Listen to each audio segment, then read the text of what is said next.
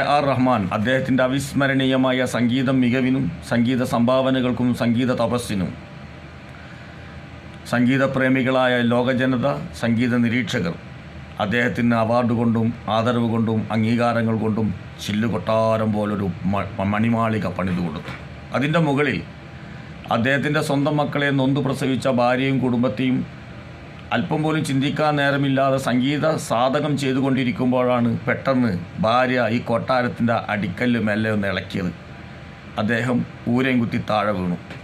അദ്ദേഹത്തെ ആദരിച്ചവർ, അദ്ദേഹത്തെ ബഹുമാനിച്ചവർ, തൊടാൻ കൊതിച്ചവർ, അദ്ദേഹത്തിൻ്റെ വിഷ്വൽ ലോകം മുഴുവൻ പ്രചരിപ്പിച്ചവർ ഇന്ന് അദ്ദേഹത്തിൻ്റെ കഴുകനായി മാറി ആ വീണ് കിടക്കുന്ന AR റഹ്മാനെ പച്ചമാംസം കൊത്തിപ്പറിച്ചു കൊണ്ടിരിക്കുകയാണ്.